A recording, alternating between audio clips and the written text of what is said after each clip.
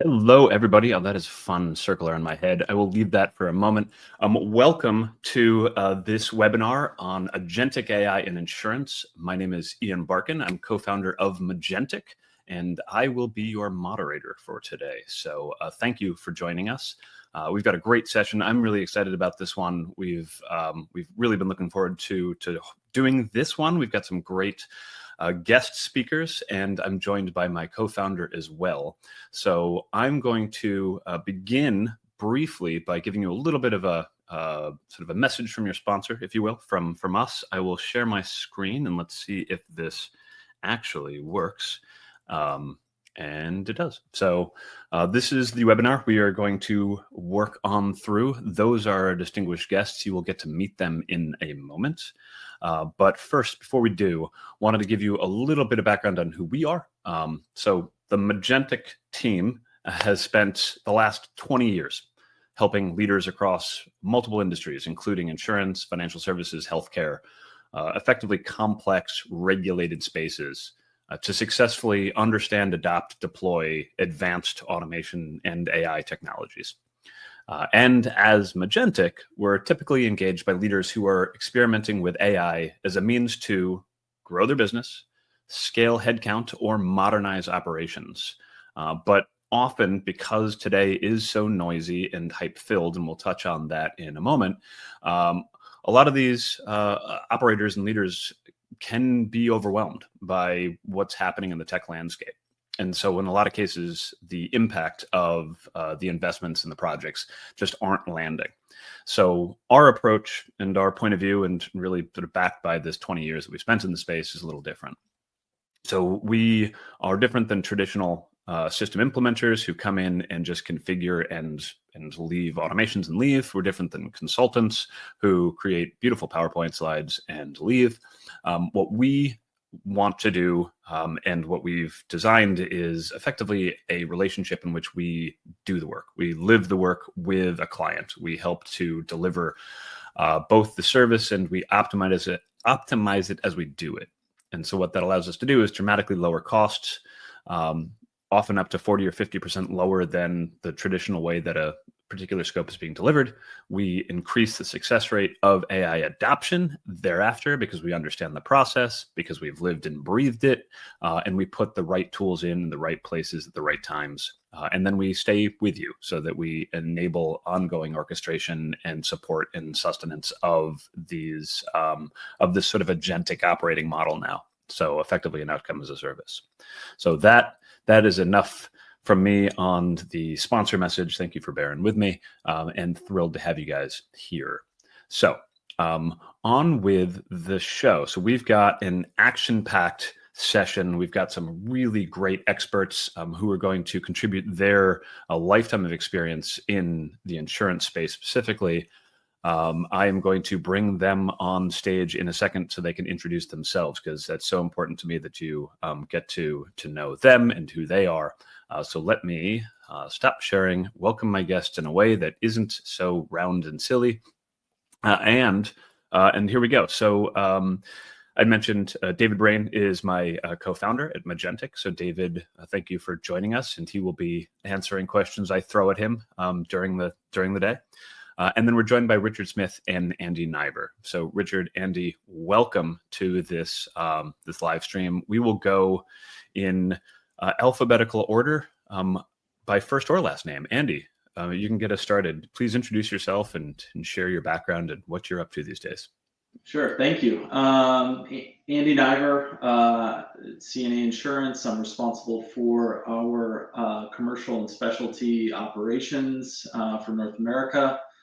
As well as our billing and collections and premium audit functions. I've been at CNA for a little over 4 years. Prior to CNA, I worked with a provider for about 11 years, doing a lot of the things that Ian mentioned in terms of trying to bring solutions to bear for companies like CNA. So I'm really excited to be a part of the conversation, and thanks for having me.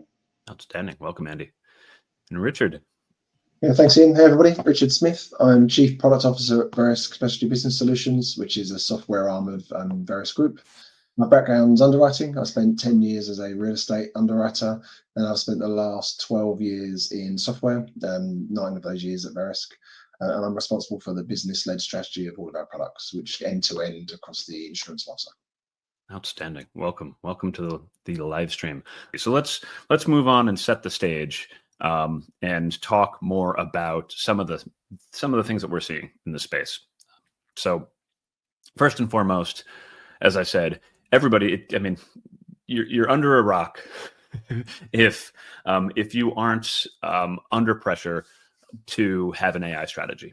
And everybody, and this is no different this year and or next year than it has been for the last many years. The terminology might be a little different. You needed an automation strategy, although AI has stuck with us for 70 years. It's a phrase that we commonly use. So everyone knows they need an AI strategy. Now, the challenge is that we're at a stage in which the terms and the concepts, especially as you saw in the title of this one, Agentic AI, and this concept of agentic, is as noisy and hype-ish as it possibly can be. Everyone is familiar with the Gartner hype curve, and Agentic AI is as high as it can possibly be on said hype curve.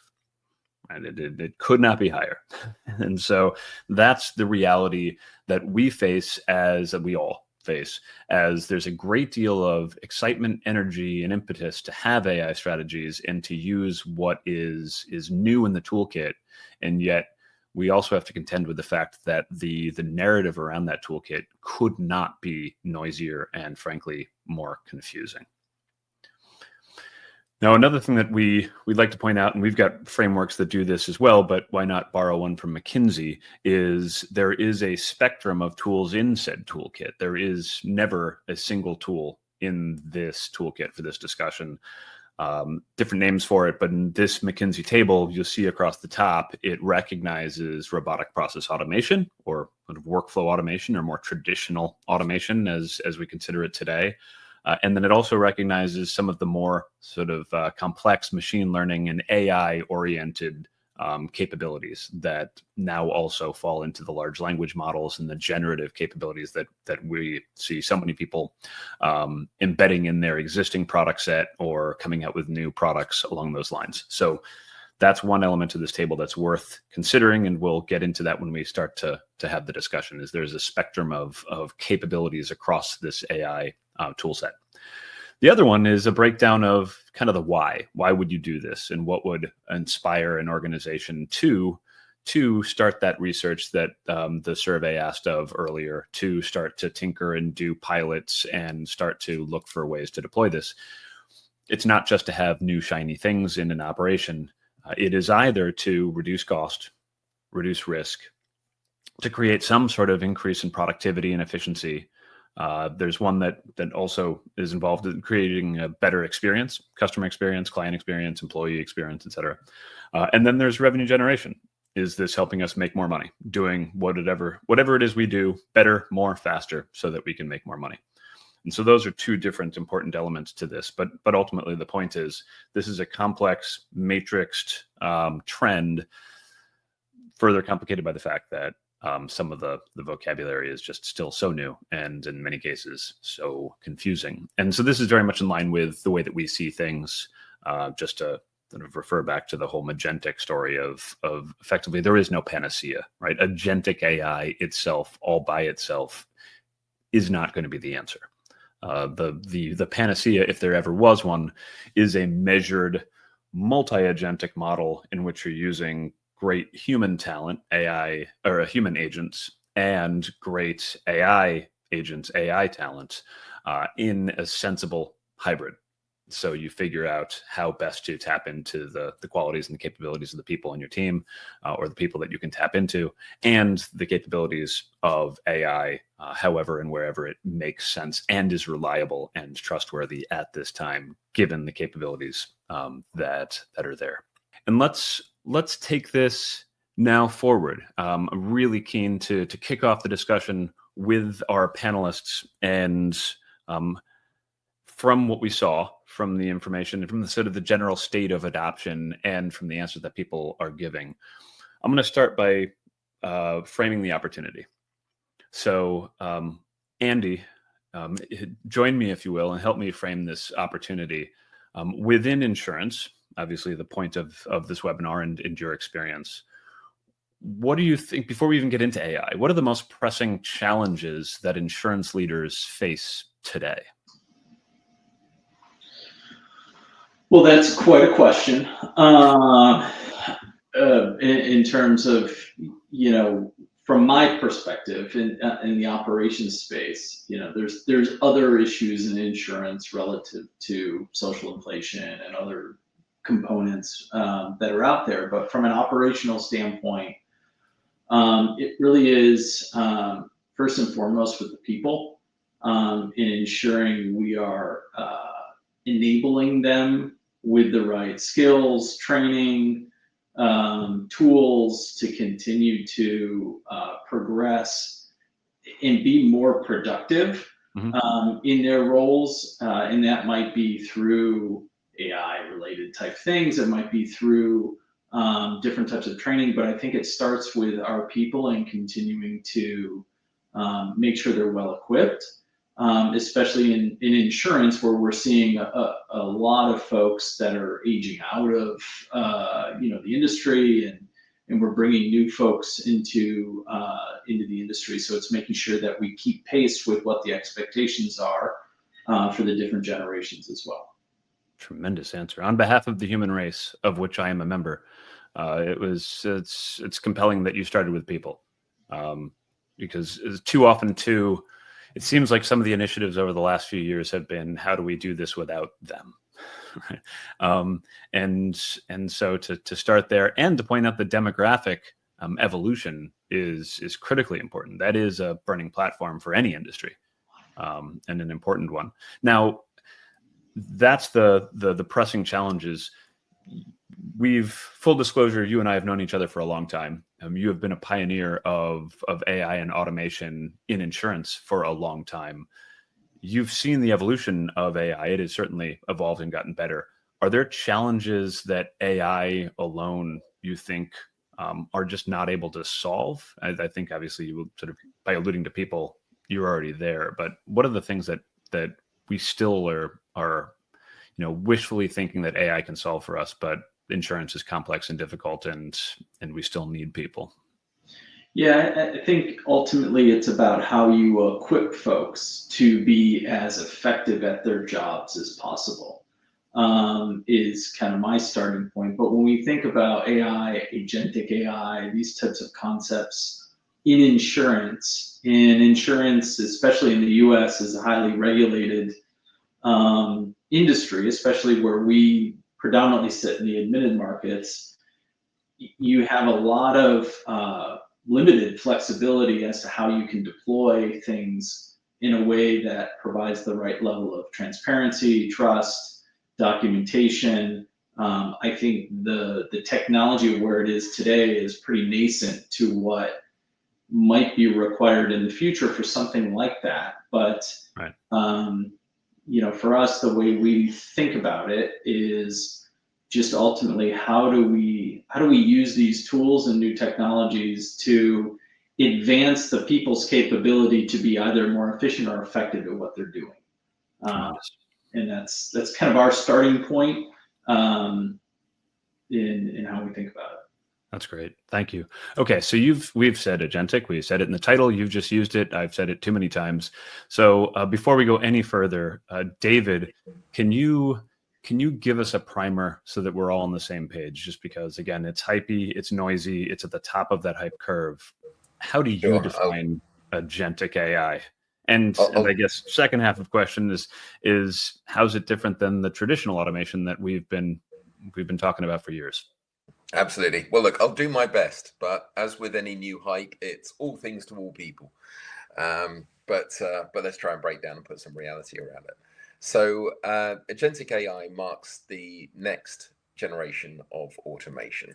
So I'm going to go out on a limb and suggest there being 4 generations of AI. I'm sure we'll think of a 5th at least as I go through this. But if we consider the first being around rule-based systems. So these were systems where they would follow logic and decisions, but they wouldn't learn themselves. So think about robotic process automation. It was able to automate and perform a lot of tasks which would otherwise require human intelligence, but there wasn't that thinking and that decisioning within the tool. It had to be codified. The next one to come along, the second generation, was around machine learning. So models that learned patterns from data, still needed humans to frame the problems, but then would do a very good job of predicting. And we've seen that with a lot of intelligent document processing and a lot of machine learning algorithms that may predict predictive analytics and predict how cases should be handled and work accordingly. Then came the third generation, which got the most hype and attention, which is generative AI. And that was a huge game changer to anyone that needs to write an anniversary card for their wife, through to anyone that's looking to handle unstructured data to determine context. And that's been used in a lot of tools as part of a Copilot offering. It's worked for us in brilliant use cases, like in terms of how we handle different language requirements, where we can have a team sort of interact really well with different geos, and also it works really well in terms of structuring the unstructured and vice versa. So you can get an email with some answers to your questions, and you can then position it in a way that you can pull out the data you need to then start an automation. And it can also write great emails and context back to your customers. So then we come to the fourth, and that is the Agentic AI. And I'd say it's emerging. The way that I would describe it is that it's very much about taking agency, about knowing, being given the freedom to perform a set of tasks to arrive at an outcome. So it will plan the tasks, break down big goals into smaller ones and steps, to take those actions, so to run the tools, to call APIs, to execute workflows. To reason about the outcomes, so to determine if it's making progress and change its course as needed in order to achieve an outcome, to recover from failure, and to operate continuously, not just a single chat. So some of that is very ambitious, especially when you're in a highly regulated sector, because it involves a great deal of trust in the AI in order to make the right decisions and take the right actions. And we've just seen with the cyber attacks that have been performed over Claude in the last 24 hours, well, the last 2 months, but released in the last 24 hours. You can, with the best intentions, set up systems that could be abused and perform the wrong tasks. So you've got to be really careful when you're getting into the agentic AI space. So perhaps we're more of an agentic light organization in terms of how we tackle it, because what we try and do is we try and give agency, give determination of an outcome, but we do it in a way as we use a specific tool for a specific purpose. So you can use AI like generative AI in order to work out meaning and intent. You can then string that together with a decisioning system, with some rule-based automation like RPA. But ultimately, you need it to be done with people. So we don't believe that this is a lights out, replacement to the human workforce, but it's more about a tool that can work with people in order to supercharge them, in order to get more productivity out of your workforce. Outstanding. Thank you. So to summarize, 4 different types of automation, and you didn't write the anniversary card for your wife. Absolutely, no. No. So those are my 2 takeaways. Okay. Perfect. She's lucky about, because it's a far better outcome. Yes, I'm pretty sure she's not watching this, so we're good. We're safe. Okay, Richard, we've kept the powder dry, so let's bring you into the discussion. So, from an agentic AI perspective, from your perspective, just first and foremost, how's that definition sit with you and what you're doing and what you've seen, and then specifically within the context of insurance operations, are there areas and places where that sort of more agency and autonomy makes good sense, or is not a good idea? Yep. So first question, nothing to challenge at all on what David said. Perfect. on my portion, I'm based in London, and we deal primarily with the Lloyd's of London insurance market, which is a market which is based hugely on human connection, on the fact it is a market, and in the square mile you've got thousands of insurance people. But it's also held back by something you could probably call corporate sludge, by inefficient processes, legacy tech, jobs that people don't want to do but have to do, to get through the day and do their job. And I think where agentic comes in is solving those problems. It's not replacing people, it's actually letting them do more of what they want to do. If you ask any broker or underwriter in this market, and probably anywhere in the world, face-to-face trading, conversations with people has to continue, because there's some business you cannot commoditize.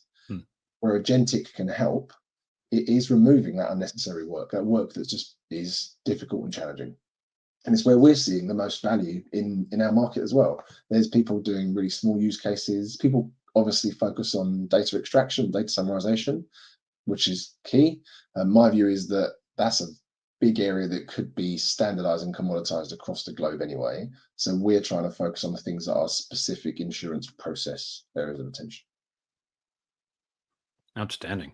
Are there particular areas that you feel more comfortable using it? I mean, so there's documents, there's communications. Are there areas within insurance like underwriting or claims or just document management that you think will be earlier to adopt, and others that the level of caution and concern around data security and hallucination and sludge within AI, not just there's the human process sludge, and now there's, I guess, AI slop is what we're calling it. But yeah, slap and sludge. I think the key area we're seeing is where people are already embracing data first processes. So you look at placement in the Lloyd's and London market, there's a real uptick in digital placement, and also then what's called fast follow. So the ability to follow a lead line on an automated basis. Those areas are ripe for process improvement, the ability to remove inefficiency and use that, because the data is already there.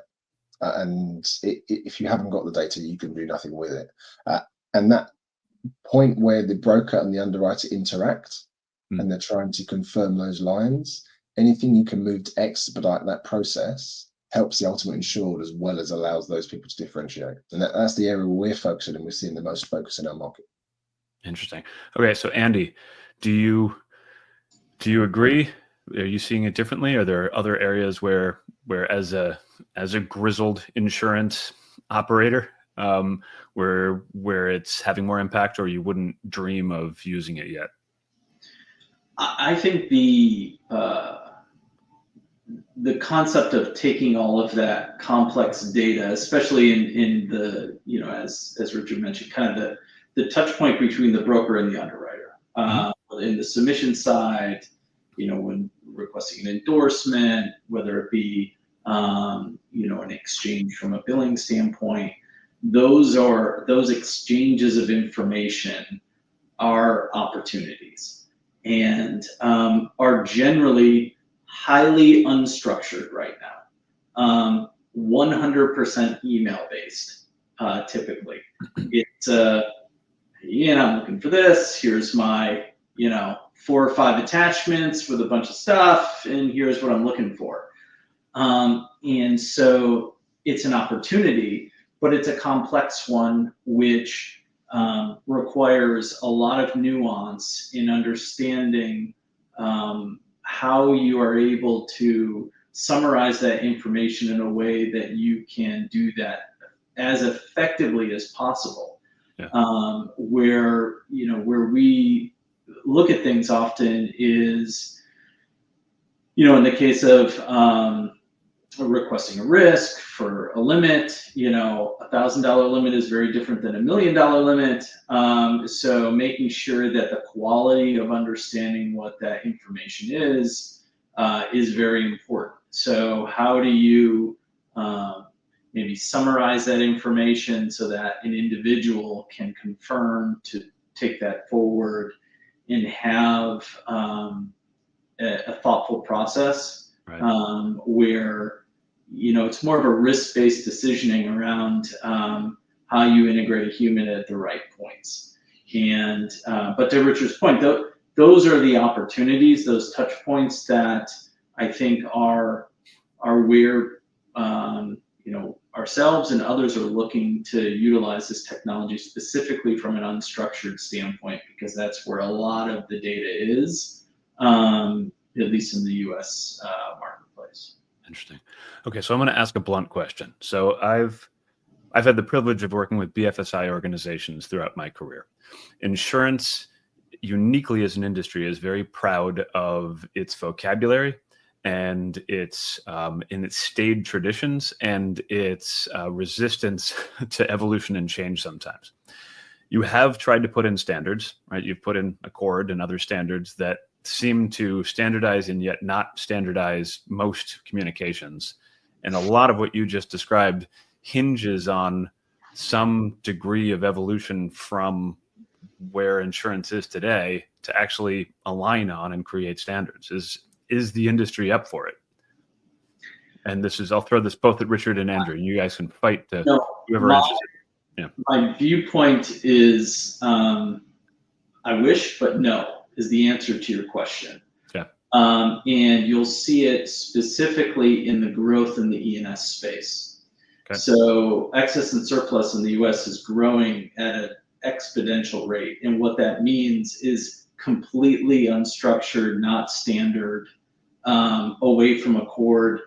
These are risks that maybe historically have been placed in an admitted market where you could see some more standardized way of exchanging information, but now it's moving away from that and more sophisticated approaches to underwriting, a different way of approaching those risks. So I think in the industry, what we're seeing is trends away from that. So as organizations, we need to equip ourselves to be able to handle that variance at a much higher rate going forward than historically. Would be my answer to that. Right. I'd say similar. We're sometimes having disruptive data models is beneficial to different players in the market. Consistency actually doesn't let people have that, which is unfortunate. What we're trying to do is, as soon as we see the information as data, we want to retain it and allow people to reuse it so we can help. And also put ourselves in a position where we know there's multiple standards that are used. We want to try and convert to multiple standards to try and help translation. It's even more exacerbated in the Lloyd's market because it's the subscription model. A broker presents the same risk to 16 carriers. They all take a portion of it, and each of them do something different with the data, and it gets even more confused. And that's obviously after it's come out of the admitted market to the E&S market as well. So it's I'm not seeing a trend to standardize consistently, but as vendors, we're trying to help with standardization without trying to dictate. Interesting. Okay. Well, let me come back to a safe place for at least me. I'll throw David a question next, which is, if you can't standardize around industry standards, can you standardize around a bit of a vocabulary around measurable impact that some of this adoption of AI can have? And so, David, we've had the pleasure of working together for a long time, serving industry or companies in every industry, taking a look at how do we define for them the impact of AI on their operations. Yeah. And so, for this audience, for this discussion, how should insurance leaders think about the impact and ROI calculations for adopting agentic and that broader spectrum that we just talked about? Absolutely. Well, I mean, at the risk of not being the sexiest and most exciting framework, I tend to fall back on business cases are really what drives adoption. So we've seen a lot with AI pilots that have been deployed in enterprises of all sizes over the last year fail just because they haven't kept an eye on the prize. You know, what is the outcome that you're looking to achieve? What are you trying to prove? So for that, you really need to focus on what the benefits are that you expect to get out of using agentics or any type of AI. And they typically become, you know, in the very obvious ones, such as savings, like, you know, what is this going to save me in terms of operating spend? What is it going to save me in terms of time that would need to be spent in processing applications? But those ones are usually the less interesting and the less impactful benefits that are going to drive the transformation of your business. So instead, I think start there, because that's usually a very easy one to get any CFO across the line with if it costs in on that. But don't stop there. So to look for the more strategic benefits, like what does this enable you to do around competitive advantage and revenue generation opportunities? What can it do around reducing failure demand and really improving that quality so that you're not spending a lot of your time and efforts solving problems, but you're getting it right the first time. And also, what can you do in order to, or what can be done through use of agentic AI to improve the experience for your customers, for your, for your partners in the market, but also in terms of your users, your teams, because it's usually a really poor user experience is a really good opportunity, where you've got really mind-numbing work that's being performed. It's usually really good for AI. And also it's an area where you'd usually see quite painful attrition, where you've got the churn of employees as they leave due to not having a very satisfactory experience of working in those processes. So try and take all of those into consideration, really, in terms of making sure that you define what benefits you want to achieve and stay true to it. And make sure you don't change, or nobody changes the goalposts as you're halfway through, because we've seen that happen quite a lot with pilots, where you start off and it's like, I don't care if it doesn't deliver an ROI. I just want to prove the technology. And then lo and behold, at the end of the pilot, it's good, but it didn't achieve an ROI. So, make sure that you've got the stakeholders bought in. It's all of the boring stuff, but it really resonates here as much as it does on any program. Outstanding. Andy, you came out of the gate strong, referencing the people on your team and helping them, and also recognizing the demographic shifts, et cetera, in the labor market.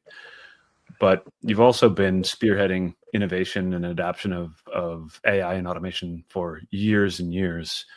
From your experience, what are the key KPIs? What has leadership called on you to try to prove or to deliver, and what KPIs have motivated you to keep going and adopt the projects that you adopt? Yeah, ultimately it's business case by business case, to David's point. But the way we think about that is not just from a dollars and cents standpoint. You've got examples of how can you drive more effective quality in a process, which would then lead to better outcomes in a tangential way, right? Or how do you look at it so that speed is improved, right? From a go-to-market standpoint, whether it be an insurance kind of a submission process, how do you expedite that to have a better response time?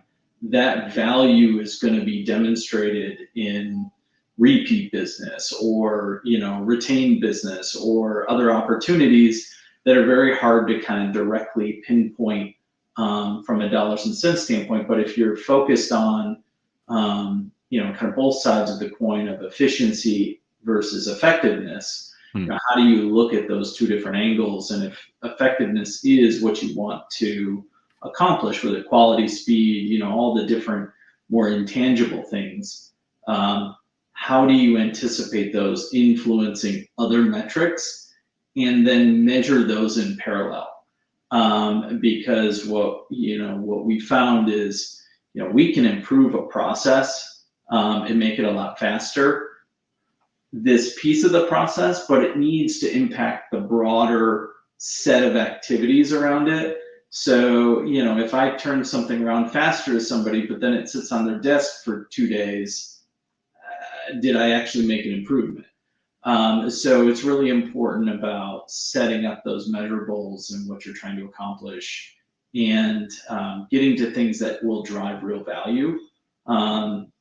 But it doesn't always have to be focused necessarily on, I'm going to save money immediately, right? Because a lot of times you're trying to actually upskill and bring more out of an individual, which inherently is not like I'm going to reduce costs immediately in this particular endeavor.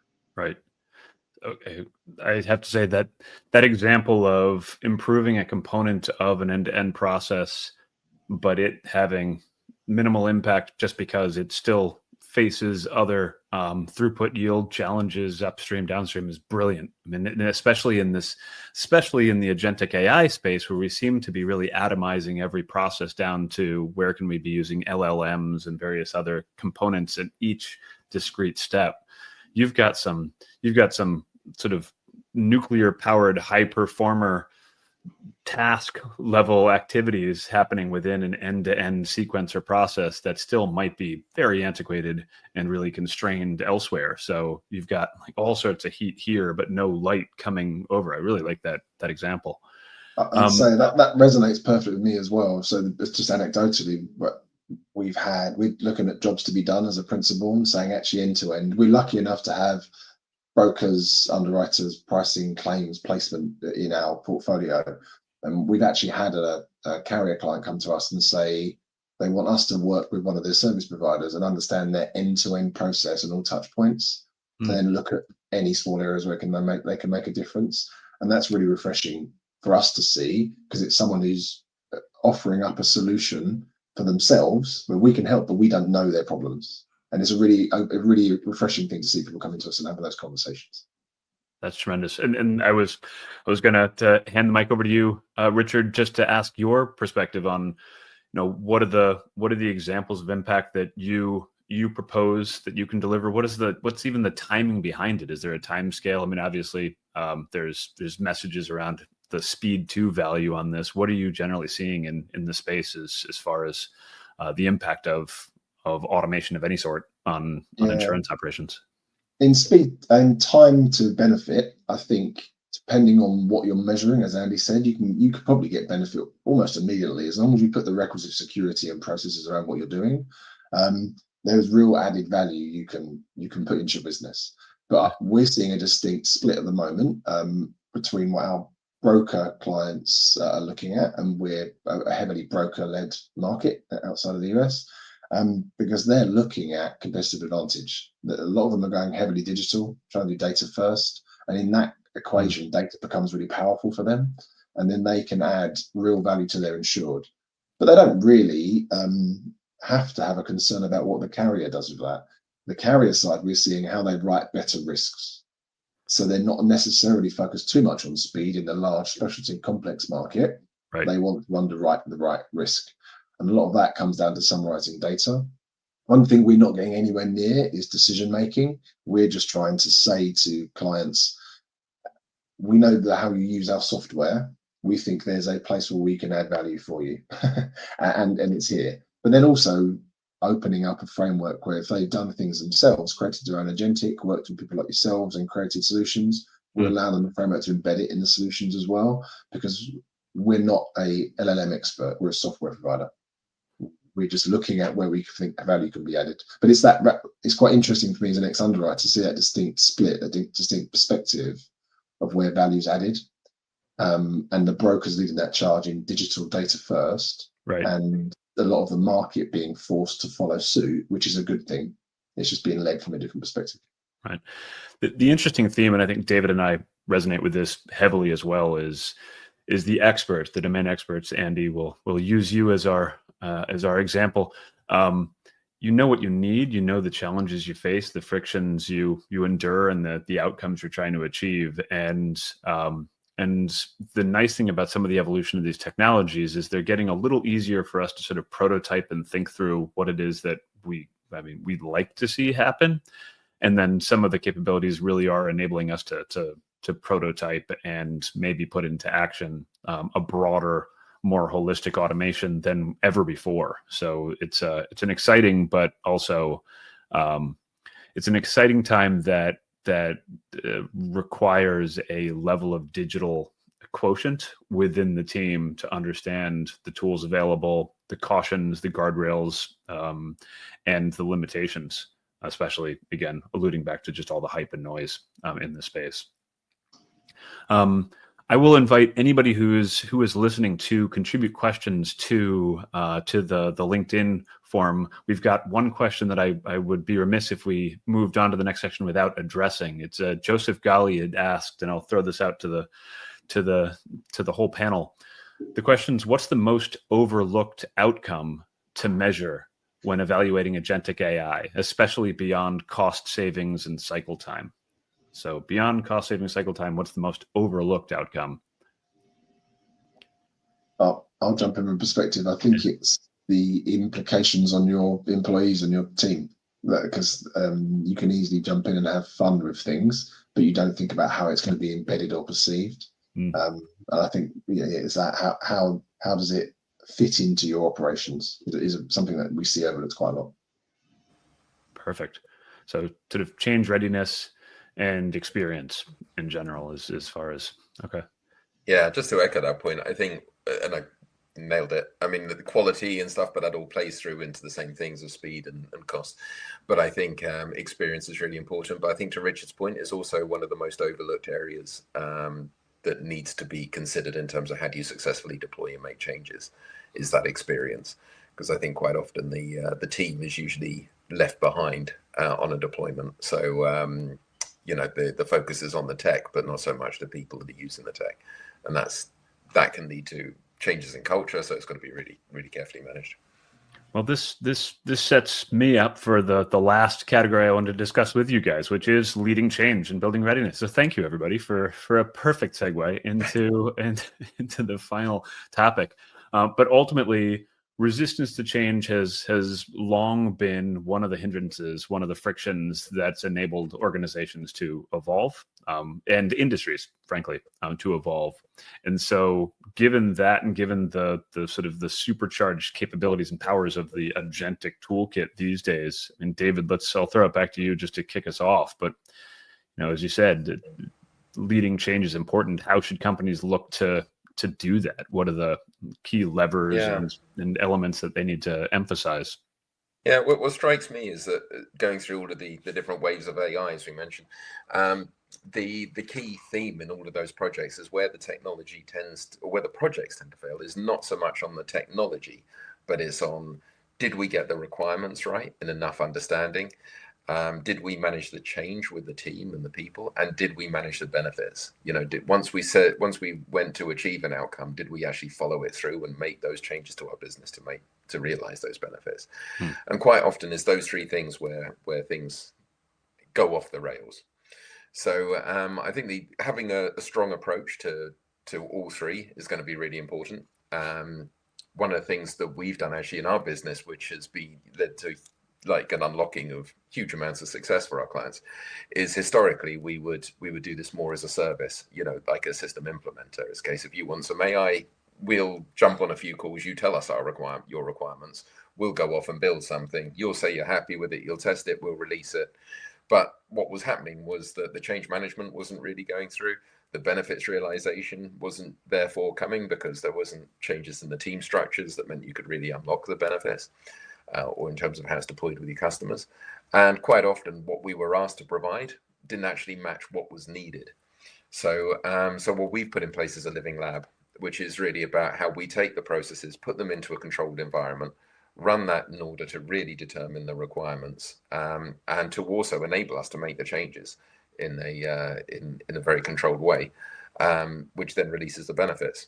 That's our approach. I'd suggest that other firms look at doing something similar if they don't want to go for an outsourced approach to implementing AI.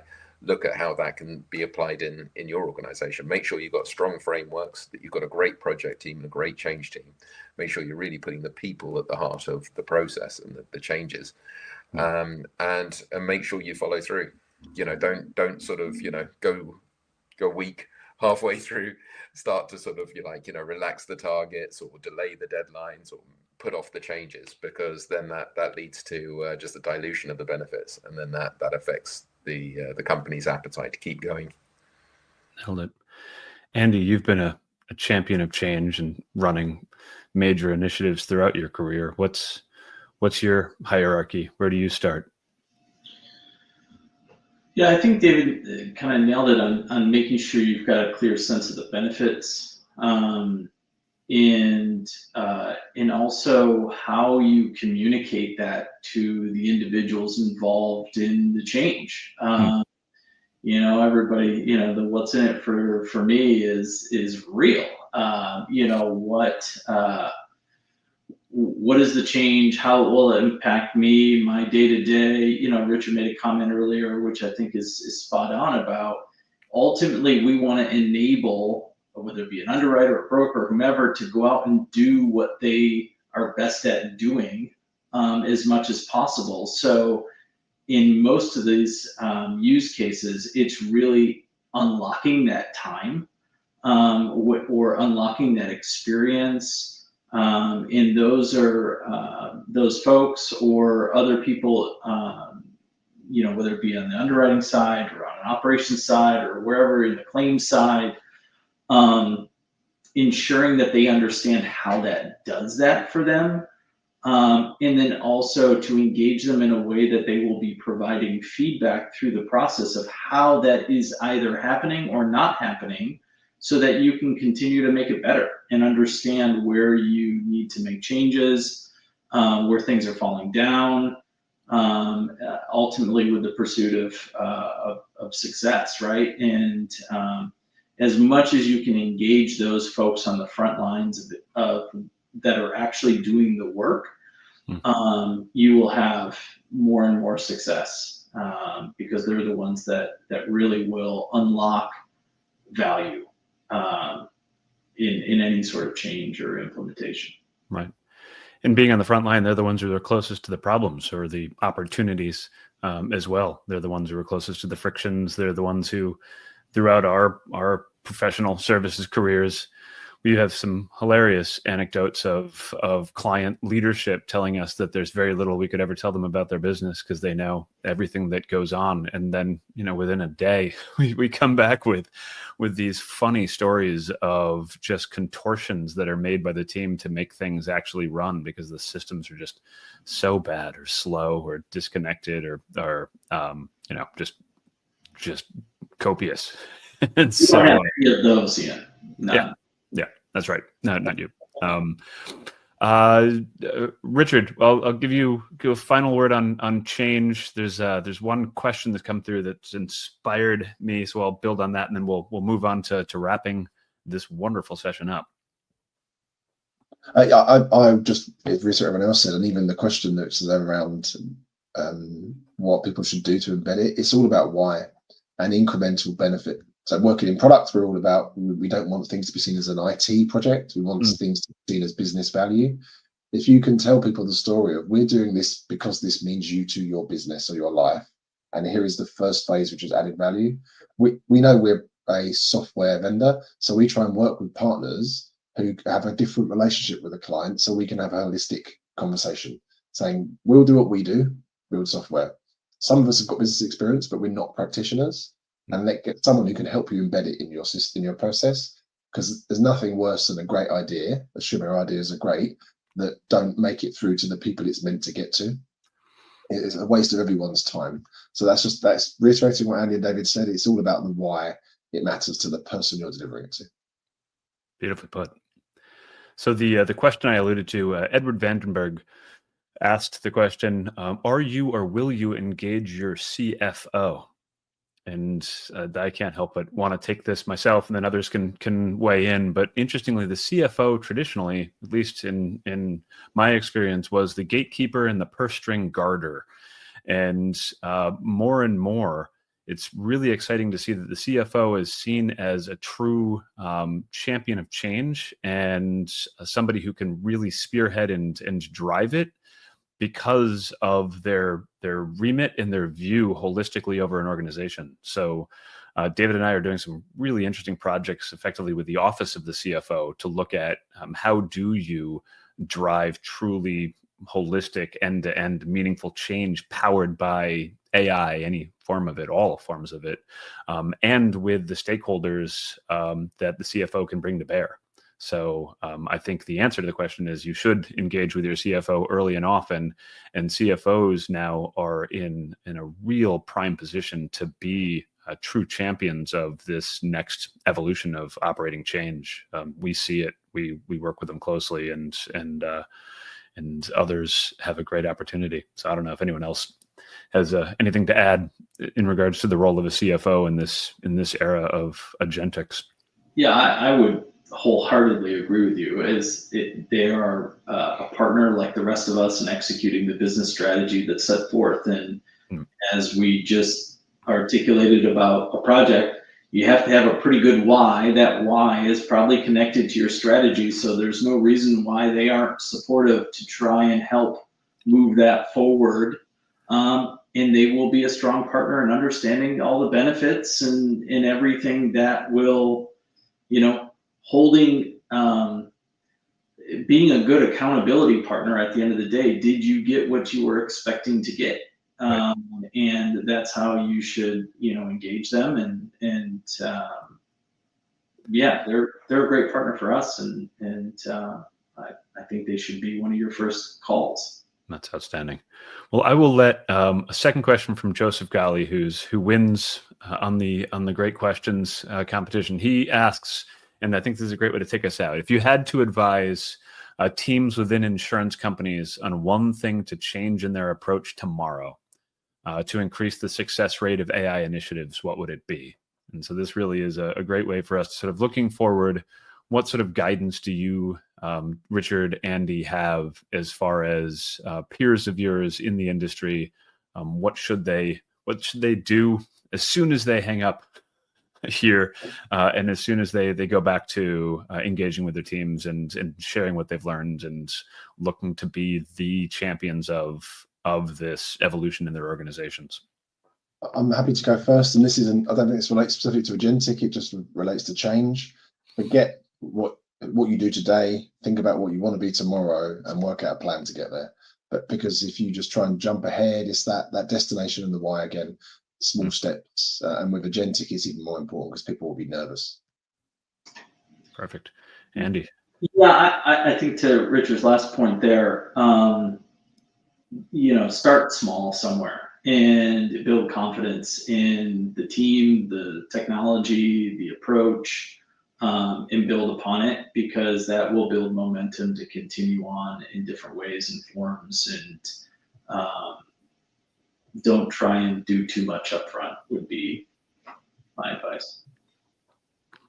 David, I'll give you the final word. You can just copy what they said and agree. I don't deserve the last word for sure with these guys. Oh, I'll certainly follow up with more words. Oh, okay. I was thinking more of Andy and Richard, but that's good to know. I think the key thing is, and we've seen it a lot, is focus. I mean, sorry, I sound like a broken record, and it's the same thing that Richard and Andy have been saying. I mean, is focus on the outcome. So many times we've seen organizations instead get distracted by the shiny tech, and then you're looking to prove out where can I use this tool rather than what do I need to achieve. So outcome right over tech every day. Outstanding. Well, I will wrap it here. Thank you to Richard and Andy for joining us and for sharing your experiences and your insight and just your thoughtful answers. It was encouraging to hear the emphasis on humans and talent and team throughout this. Also encouraging to hear the emphasis on just the domain experts who are in the trenches, who are at the coalface, who are doing the tasks as a partner in all of this change, because they know what is getting in the way of good. And so to work with them, and then just generally a measured, holistic view of this isn't, as David said, this isn't about deploying the next coolest sounding bit of tech. It is about moving the needle as far as the way that you serve end customers, whoever they might be, customers of internal processes, customers of external ones. And all the more important in insurance, which is a hugely complex industry, heavily regulated, and an industry that has, because of its complexity, struggled to evolve and adapt to change in the past. But it feels like today's capabilities and the maturity of the leadership, as we saw from Richard and Andy, is there to help spearhead those evolutions and changes in really meaningful ways. So on behalf of myself and David and the magentIQ team, thank you, Richard, Andy. Thank you, everybody who joined us. We've got a white paper on AI agents and insurance. We'll share links with in this post and in the comments if anyone wants to tap into that. And we're always here for interesting discussions to share our experiences. So please reach out.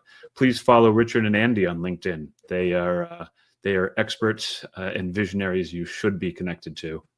And with that, have a lovely rest of your Friday and a great weekend. Thanks for joining us. Thanks, everyone. Thanks so much. Thank you.